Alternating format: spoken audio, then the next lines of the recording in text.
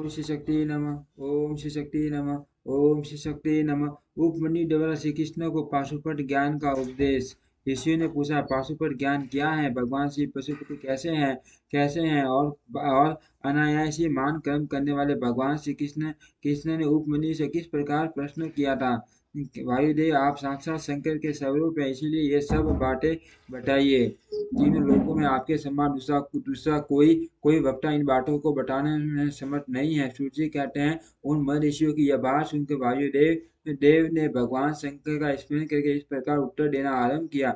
वायुदेव बोले, महर्षियों, पूर्व काल में श्री कृष्ण रूपधारी भगवान विष्णु ने अपने आसन पर बैठे हुए महर्षि उपमन्यु से उन्हें प्रणाम करके न्यायपूर्वक यो प्रश्न किया।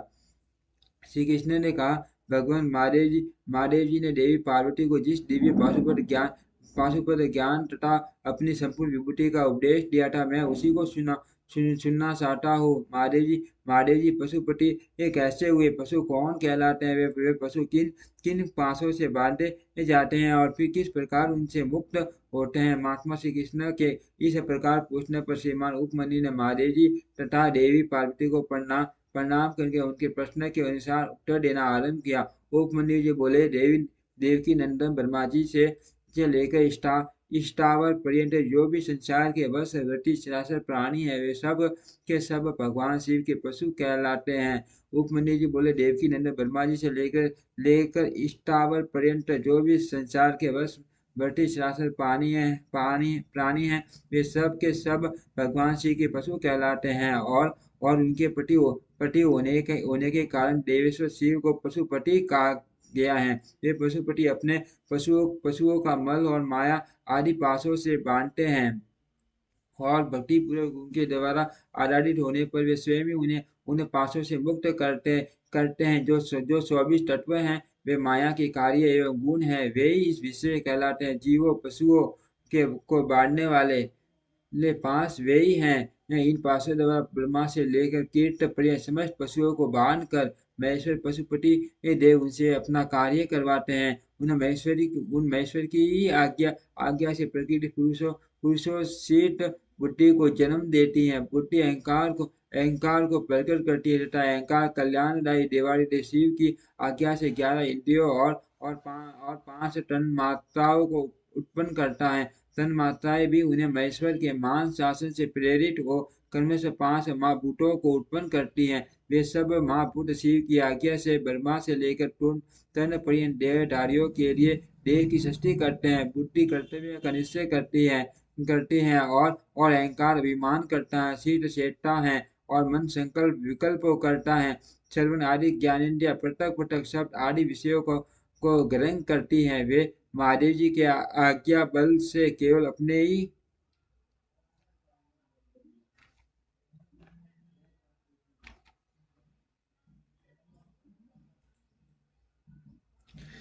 विषयों का ग्रहण करती हैं। वाक आदि कर्मेंद्रिय कहलाती हैं और शिव की इच्छा से अपने लिए नियत कर्म ही करती हैं। दूसरा कुछ नहीं, शब्द आदि जाने जाते हैं और बोलना आदि कर्म किए जाते हैं। इन सब के लिए भगवान शंकर की गुरुतर की आज्ञा का उल्लंघन करना असंभव है। परमेश्वर शिव के शासन से ही आकाश सर्वव्यापी होकर समस्त प्राणियों को अवकाश प्रदान करता है। वायु तत्व प्राण आदि नाम वेदों द्वारा बाहर भीतर के संपूर्ण जगत को धारण करता है। अग्नि तत्व देवताओं के लिए हव्य और कव्य पूजी पितरों के लिए कव्य पहुंचाता है। साथ ही मनुष्यों के लिए पाक आदि का भी कार्य करता है। जल सबको जीवन देता है और पृथ्वी संपूर्ण जगत को सदा धारण किए रहती है। शिव की आज्ञा संपूर्ण देवताओं के लिए अलंघनीय है। उसी से प्रेरित होकर देवराज इंद्र देवताओं का पालन, दैत्यों का दमन और तीनों लोकों का संरक्षण करते हैं। वरुण देव सदा जल तत्व के पालन और संरक्षण का कार्य संभालते हैं। साथ ही दंडनीय प्राणियों को अपने पासों द्वारा बांध लेते हैं। धन के स्वामी यक्ष राज कुबेर प्राणियों को उनके पुण्य के अनुरूप सदा धन देते हैं और उत्तम बुद्धि वाले पुरुषों को संपत्ति के साथ ज्ञान भी प्रदान करते हैं। ईश्वर असाधु पुरुषों का निग्रह करते हैं तथा शेष शिव की ही आज्ञा से अपने मस्तक पर पृथ्वी को धारण करते हैं।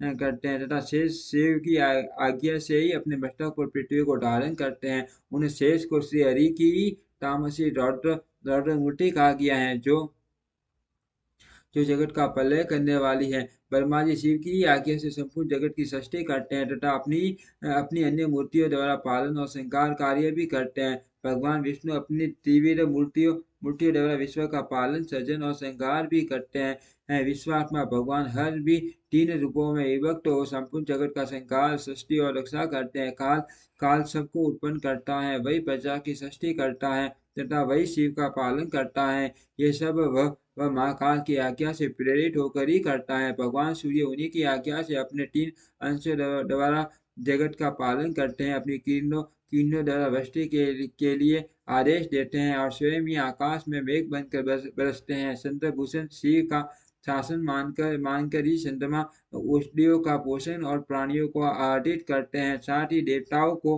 अपनी अमृतमयी कलाओं को पान करने देते हैं। आदित्य वसु रुद्र अश्विनी कुमार मरुदगण आकाश सारी ऋषि सिद्ध नागगण मनुष्य मृग पशु पक्षी कीट आदि स्टार प्राणी नदियां समुद्र पर्वत वन सरोवर अंगों सहित वेद शास्त्र मंत्र वैदिक स्रोत और यज्ञ आदि काल अग्नि से लेकर शिव पर्यंत भुवन उनके अधिपति है। अधिपति असंख्य ब्रह्मांड उनके उनके आवरण वर्तमान भूत और भविष्य दिशा विदिशा कला आदि काल के भिन्न भिन्न भेद तथा जो कुछ भी इस जगत में देखा और सुना जाता है वह सब भगवान शंकर की आज्ञा के बल से ही टिका हुआ है। उनकी आज्ञा के ही बल से यहाँ पृथ्वी पर्वत मेघ समुद्र नक्षत्रगण इंद्रादि देवता स्थावर जंगम अथवा जड़ और चेतन सबकी स्थिति है। ओम श्री शक्ति नमः। ओम श्री शक्ति नमः। ओम श्री शक्ति